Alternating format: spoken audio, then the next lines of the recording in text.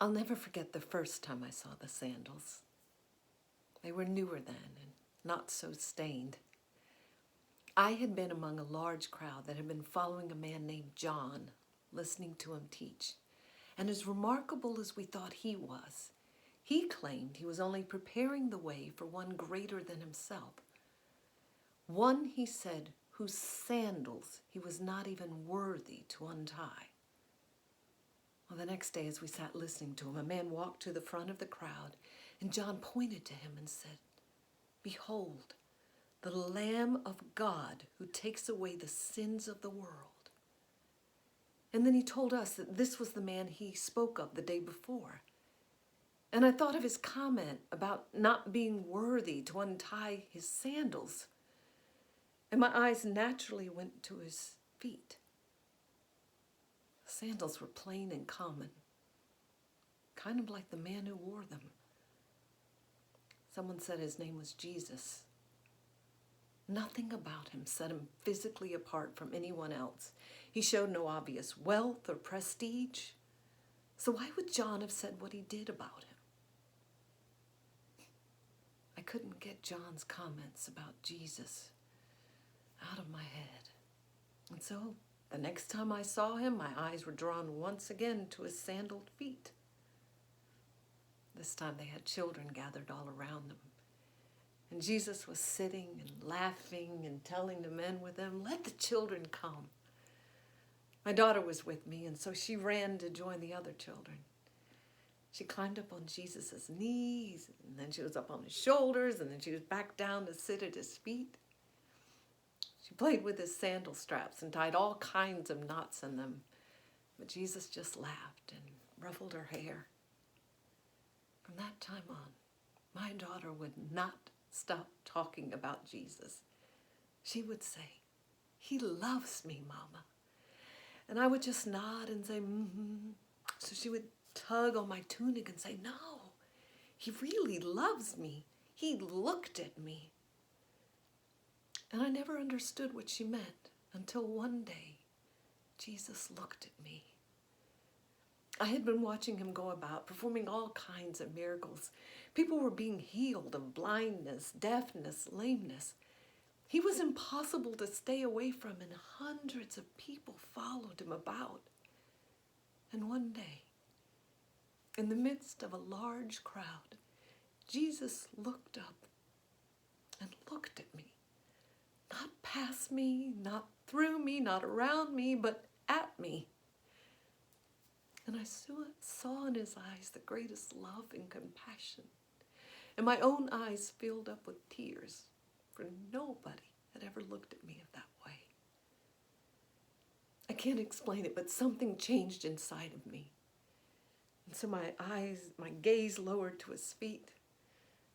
And there was his sandals covered with dust and grime. Miles of walking to look into other people's eyes, to heal them and touch them. I was so excited, I tried to tell my husband about my experience when I got home. Well, he was upset when I told him that I was following Jesus.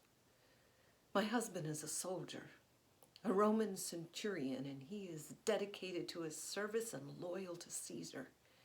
And he lectured me there was no king but Caesar, and warned me not to become a traitor because Jesus, he said, professed to be a king. He said he was dangerous and demanded of me that I not go near him again. That night I wept. My husband had been dispatched to the Garden of Gethsemane to arrest Jesus. So I paced the floor until morning when he returned. He told me they had taken Jesus to the Jewish Sanhedrin, and the council of religious leaders came to the decision that Jesus should be put to death for his claims of being a king, and beyond that, being the Son of God. And they in turn had handed him over to Pilate, the governor, and he was there now awaiting trial. I rushed past my husband and I ran out the door, and my mind was racing. Son of God. It was 3 years ago when John had claimed that Jesus was the Lamb of God. So what did it mean? I mean, Jesus surely was not like any man on earth. But his claim be true? My husband was calling to me, but I just kept running until I reached the edge of a massive crowd that was pushing and seething and shouting, "Crucify him! Crucify him!" And I looked up at the judge's seat, and there I saw Pilate with Jesus standing quietly beside him. Jesus didn't argue or plead. He just stood there, looking at the crowd with those eyes. "Crucify, crucify, crucify." It rang out around me, and no! I screamed, but I couldn't even hear myself over the shouts of "Crucify him, crucify him, crucify him." So I looked around frantically for my husband, hoping that I could plead with him. But he wasn't behind me anymore. And when I saw him, my heart sank. He was climbing the stairs to the judge's seat to help lead Jesus away. And they took Jesus to the praetorium. And with the whole company of soldiers around him, they mocked him and insulted him and spat on him. And then they beat him and they beat him. No prisoner in the history of Roman justice had been flogged and crucified. And what was his crime? Never had there been someone so loving and giving. Someone whose sandals were now worn so thin from miles of traveling about to help others. I looked then at those sandals. No longer dusty. They were covered with blood. Rivers of blood ran down Jesus' body, down his legs, and soaked into the worn leather. Never had I seen such blood. And we all counted the lashes of the whip. 1, 2, 3, and then 10, 20, and 30, 37, 38, 39. And then silence. 39 lashes. It was said that 40 would kill a man, but Jesus had yet to endure a crucifixion before his suffering could end, so they finally stopped. But at 39, then they led him away to Golgotha, the place of crucifixion. I followed the crowd. When we reached Golgotha, I looked around for my husband, thinking how he had demanded that I not follow Jesus. But I had followed him, and I would still follow him until I could follow him no longer. I tried to see over the crowd. I couldn't see Jesus, and I couldn't see my husband.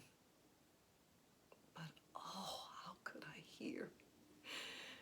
I heard the ring of hammering of spikes. I heard great cries of anguish, and heard the constant roar of the crowd.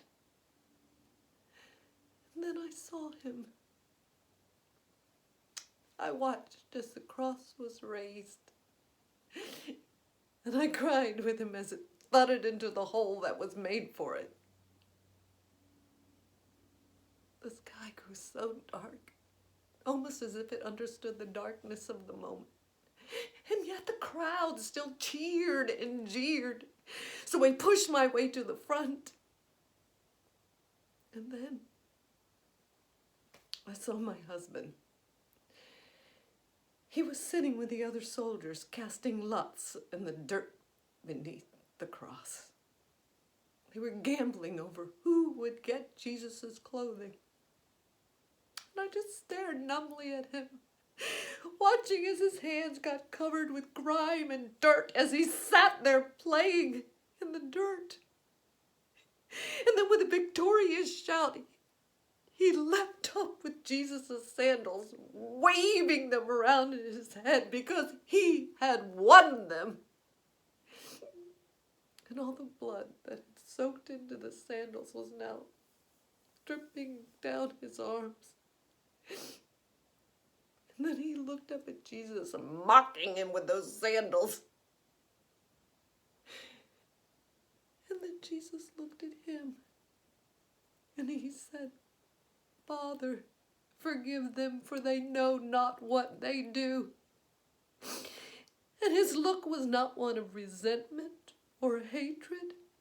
It was the same look as he had when he saw me, one of love and compassion. And I knew when Jesus looked at you with such love what happened to your heart. So I knew in that moment the change that came over my husband. They looked at each other for a long moment. And then my husband slowly lowered the sandals and lowered his eyes. He turned around and he saw me there, and slowly he walked over to me and handed me the sandals. Then I looked at his outstretched arms, and then I saw that as Jesus' blood dripped off of them, it took with it all the dirt and the grime. I could hear nothing but the pounding of my own heart. But then a clap of thunder from the darkened sky brought my eyes back to the man on the cross.